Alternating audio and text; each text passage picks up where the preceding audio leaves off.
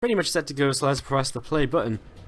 And oh, XSplit, don't do this again. XSplit's having a hissy fit again, guys, isn't it? Oh, it does this sometimes, I've realized.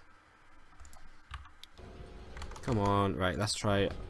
The way I've tried to fix this has been to tab out of everything, then open XSplit, or open the game, open XSplit, go into the game.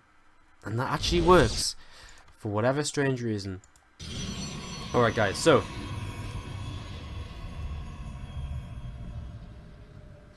how's everyone doing? We're getting into our final series of the night, and it is Dignitas Dead Pixels against ECVisualize. And starting down to the south side for ECVisualize is going to be the Danish Terran player, Pros player in pink, SnOvSki.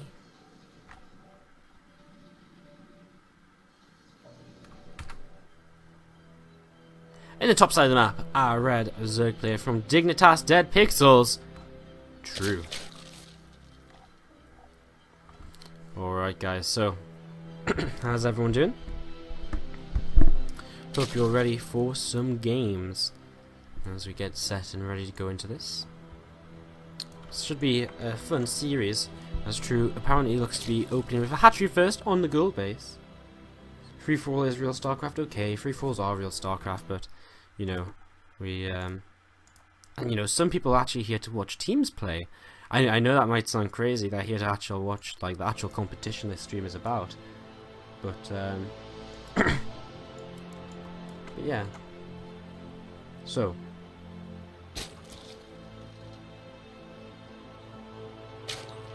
okay, Ambien, you were very entertaining as well. I'm not gonna lie, you were very entertaining because you actually tried to fight Killer 5. I kept trying to get people to kill you, and then they wouldn't, and then Killer 5 killed you because you were attacking him. But you actually took down a lot of the Marines. I think you're the reason which Killer 5 nearly lost, because you lost so many Marines to your Colossi. Everyone was entertaining. It was so hard to keep up with everyone though, so you know, I can only say so much. I just can't even remember who was even in the game anymore. Guys, I really need to stop talking about the free-for-all and talk about this series instead. So Dignitas Dead Pixels True here is in the upper left corner. And he is just starting up with 3 hatcheries before pool, and of course one of those is over at the gold base, and he's going to start transferring over there now. As SnOvSki comes back in, he's going to realise a distinct lack of drones on this base, and he will realise that they are probably transferring to a base somewhere. Where exactly, I guess he hasn't just checked just yet, but I'm sure he will soon enough. So this probe going to move down here and go check that out, as we actually have an extractor being taken by True in the main base of his opponent, so going to force his opponent in towards that expansion very quickly, which is already on the way down, so just going to deny the second gas actually from coming in. Sorry, this is probably a Nexus. Was it a Nexus first? I'm actually not sure right now. I need to pay more attention.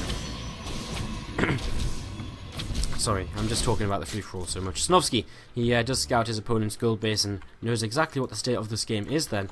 True, playing pretty much as greedy as possible, taking the gold, taking the base outside as natural as well, with a free hatch before pool. So it'll be interesting to see how this plays out, see what he wants to do to kind of follow this up, and see what he will get up to here in a few moments' time.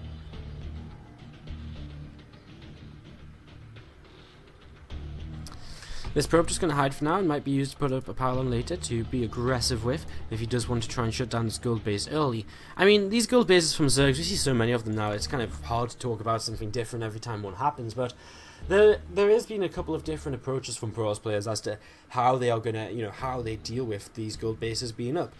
Where we generally see, you know, a mixture of a couple of things. Either they just try and play greedy themselves and ignore the gold base and accept their opponents are going to have a bit of an extra economy, or they sometimes say, right, I'm going to try and kill you early on because, you know, that gold base is a little bit disconnected from the rest of your bases, and that's actually what SnOvSki is sort of doing here. Back at home, he has a Twilight Council on the way, so it looks like he'll just head into maybe actually DTs, because DTs are something which he's used a lot in previous games in the SC2 ITL, so we'll keep an eye on that. But with these first Skeleton Stalkers just pressuring out some units, making sure enough Zerglings are made to turn this away, and that will be useful. It'll slow down the drone production of True. You can see he's on 28 drones against 36 probes, so SnOvSki really just focusing on his probes at home, and there is that Dark Shrine coming in here, so we kind of guessed it correctly. It's going to be the Dark Templar play to try and get some damage done early on. With 3 hatchery before pool, you're generally not going to have a lair being rushed out or anything super duper early. I've said super duper so many times today. You're not going to have a lair being rushed out early on or anything. Because of that, it means you're not going to have overseers or anything to contend with. Only spore crawlers.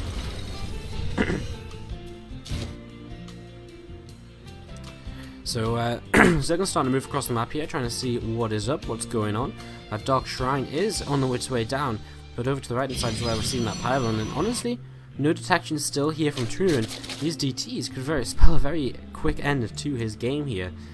We have another couple of forges coming down, sorry, a forge in the Robo facility coming down, as well. This Overlord might be about to scout the Dark Shrine.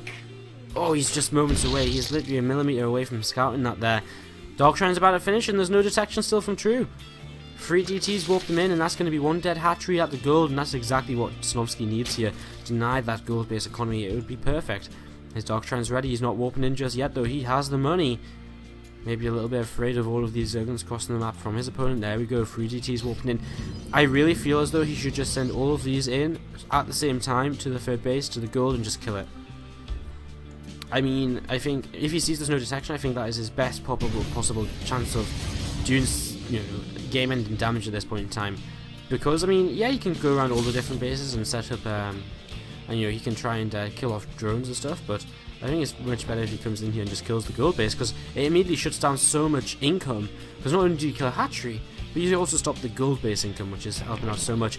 He's waited a bit too long here now, and Spore Crawler has started from our Zerg player. These DTs are going to strike away against a few Zerglings here initially. He's still going to try and get this base. The Roach is going to go down here. He's going to go for the Queen. There is a Spore Crawler on the way up. He should be able to kill that. The lair about to finish though. Zerglings coming in to help surround, and he's just kind of killing units, and he's not really achieving anything. He's actually just going to go for drones, but now the Spore Crawler comes up. He's going to lose all of these DTs, and well, how much damage did he really get done? 13 workers killed, because at the same time he's actually over with DTs at the natural. Okay, so that's maybe why, because he did kill the natural expansion.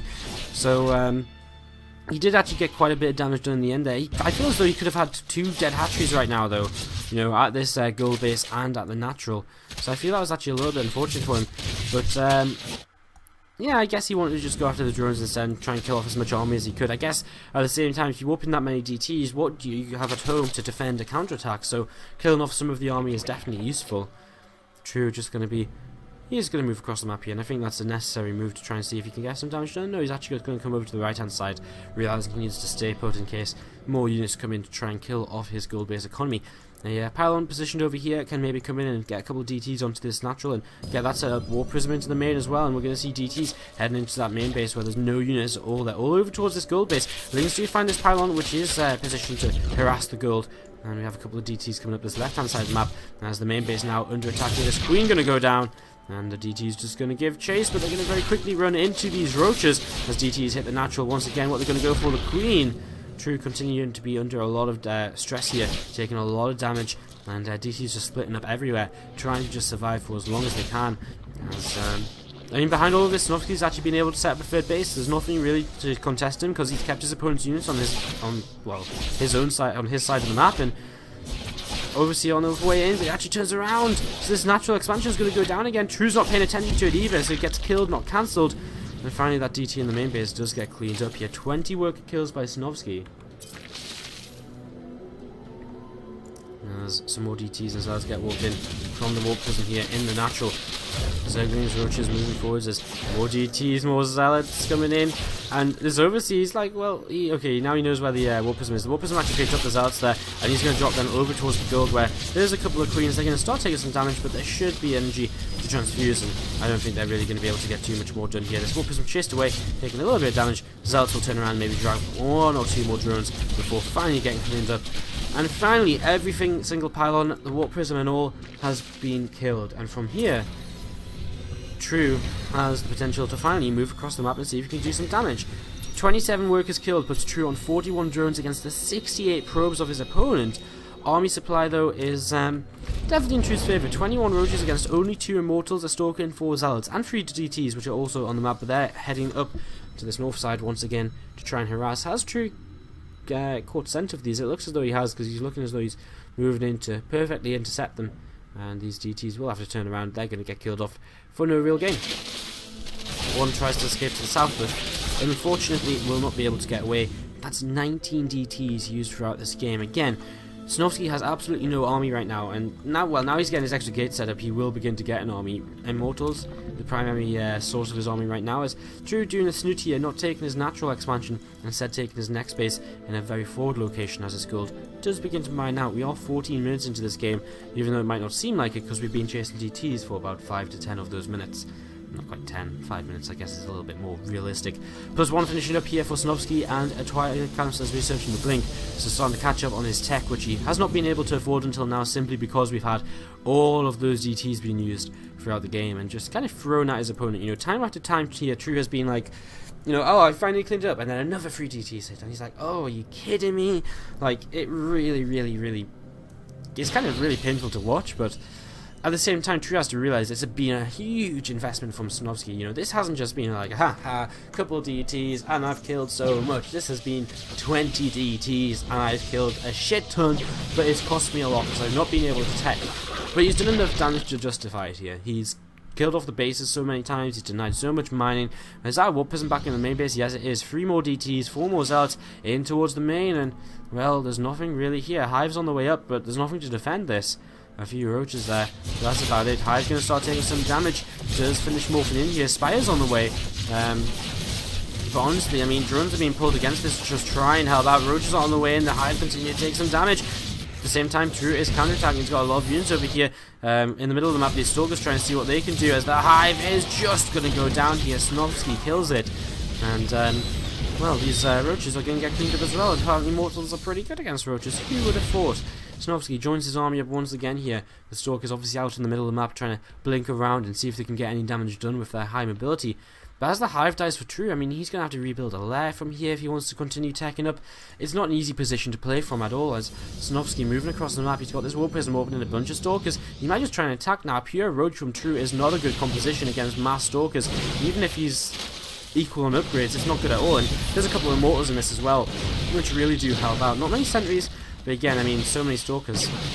He's just going to take this down so easily, and I mean, he doesn't really need the sentries because he can just blink micro should his opponent try and fight. Kills off that new expansion there, and True will find a pylon on his way towards his opponent's third, but of course SnOvSki is turning around to come in and try and just save this. Cannons are going to start working their way against these roaches, finding them a little bit of time. Warps and some cells as well. They're going to come forward here, and now all of these roaches are actually trapped. Where does True go from here? I'm not too sure. I think all these roaches are all just going to go down. I don't think he's got any opportunity.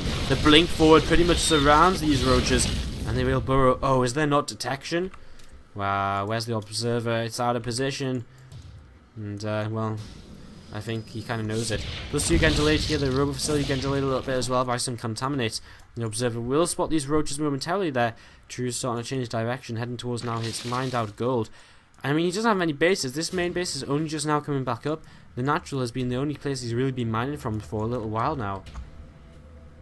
And, well, a few DTs coming up this left-hand side, looking to see what they might be able to achieve. A few roaches in the middle here. They need to be so careful. There's so many Stalkers here, and surely SnOvSki will blink forwards, and yes, he does. Picks off one roach, as a few DTs actually turn around, realizing his unit's already pretty close to that base over here, and he won't be able to gain too much heading into that. Hatchery wolfing into a lair. I mean, we're far away from a Hive here, as these Immortals, these Stalkers, still just moving around the map. A maxed out Protoss player now, perhaps looking for the kill, and some DT's going to come in towards this natural, and they're going to just get whatever they can done. They kill off a roach, and well, here comes the rest of the army as well. We might see this turn into a bit of a base trade. There's no way True can fight against this entire army, and so what we do see is just the units moving across the map for True, looking for the base trade. And yeah, he'll be able to base trade, but actually no, recall from our Protoss, and True will just have to turn away. So True has to turn around here, and that's so frustrating. I mean, he gains absolutely nothing, and I mean, we're kind of watching the Zerg just, you know, writhing around on his deathbed at this point, because he's trying the best he can to survive and doing whatever he can, just basically forcing the Protoss to recall. But all he does is extend the time at which he's on no man in bases or one man in base, which isn't enough to pull him back into a game where the Protoss is about to have the fourth base set up, ready to go. So many Blink Stalkers here, moving in towards what was this once this gold base. It is now mined out, losing the archery, which is a nice introduction of Overlord. farm here is pretty sick as well. And the overlords are all getting taken down. True does have so many overlords because he's still 182 over 200. Not even moving towards me supply block there. There we go. Finally going to hit supply block. Not like he has the money to unsupply block himself anyways. Mass Roach once again moving towards this this left hand side.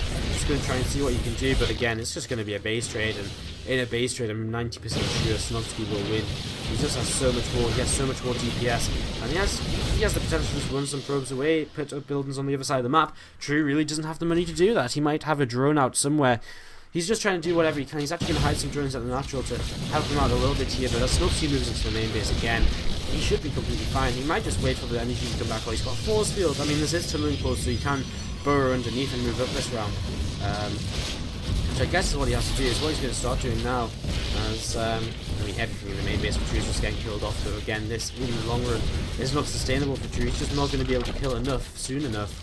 And moving down here, SnOvSki will see that there's a drone, but nothing else. And True actually types out GG, realizing in this game that he has no further hope and no business sticking around. SnOvSki with the mass DT play take claim number 1 away from Dignitas Dead Pixels, a team who have barely dropped a map all season long apart